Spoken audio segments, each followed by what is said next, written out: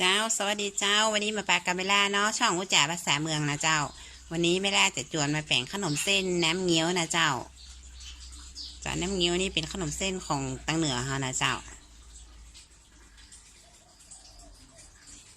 ส่วนผสมนะเจ้าอันนี้พริกนะเจ้าเอาไปซื้อตามกาดนะเจ้ามันจะมีพริกน้ำเงี้ยวเนาะถ้าพริกน้ำเงี้ยวมันมีเขาก็เอาพริกแกงส้มนะเจ้าพริกแกงส้มก็ได้เจ้าแล้วเขาก็มาเติมเนี่ยนะเจ้าหอมแดงนะเจ้าแล้วก็กะปินะเจ้าแล้วก็มีน้ำมันพืชเนาะน้ำมันพืชเต้าเจี้ยวนะเจ้าแล้วก็หมูบดนะเจ้าเบอร์เกอร์ส้มแล้วก็เลือดไก่นะเจ้านี่ก็มีขนมเส้นเขาเนาะอันนี้เครื่องเคียงนะเจ้ามีถั่วงอกเนาะมีกะหล่ำปีมีผักป้อมต้นหอมนะเจ้าอันนี้ผักกระถินนะเจ้ากระถินมะเทานี่เนาะใบโหระพาหอมเจียวแล้วอันนี้เจ้าหนังปองเจ้ากับขนมเส้นรำคะแนนเลยนะเจ้าเดี๋ยวเราไปเริ่มทำกันเลยเนาะเรามาเริ่มทำกันเลยเนาะตั้งหม้อนะเจ้าเอาน้ำมันพืชเขาใส่เนาะใส่น้ำมันพืช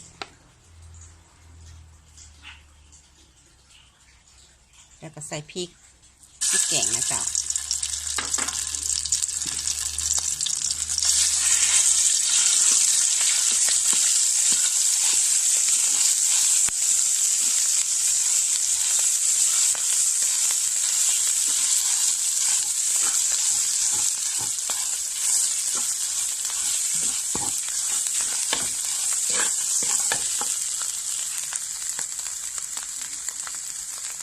พวกเขาพริกต้นหอมได้ตีนะเด็ก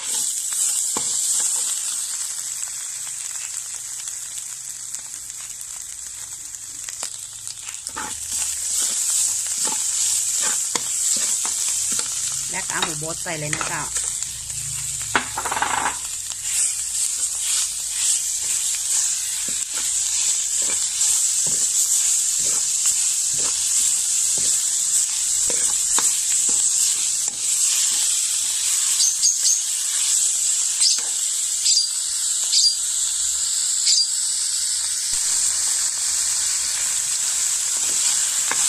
อันนี้เราก็คั่วพริกหอมแล้วเนาะ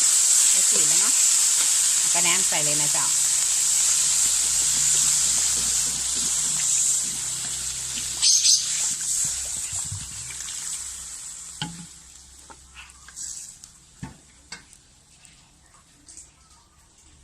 อันนี้ไม่แล่แป้งขนมเส้น2 กิโลนะเจ้า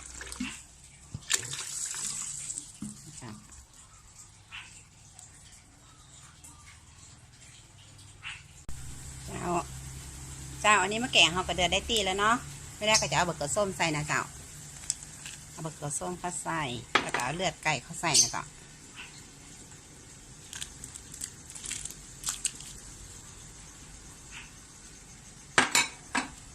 อันนี้มะแกงเดือดแล้วเขากลนได้แล้วเนาะ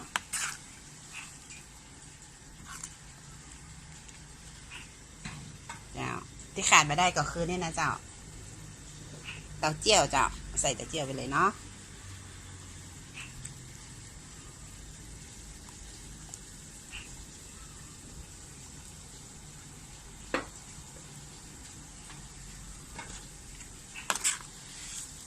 เจ้ารอสักกำเนาะ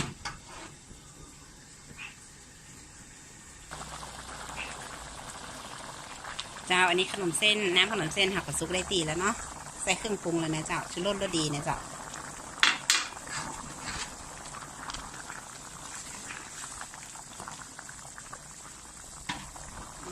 ปิดแก๊สเลยนะเจ้า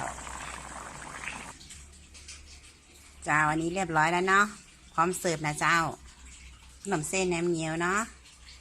ของกินตั้งเหนือเขานะเจ้าใครสนใจก็เอาไปทำนะเจ้าง่ายๆเจ้าทำมาแยกเจ้าสำหรับคลิปนี้ไม่ลาไปก่อนเนาะจะไม่ลืมกดติดตามไม่ลานะเจ้ากดไลค์กดแชร์ไม่ลาเลยเนาะสวัสดีนะเจ้า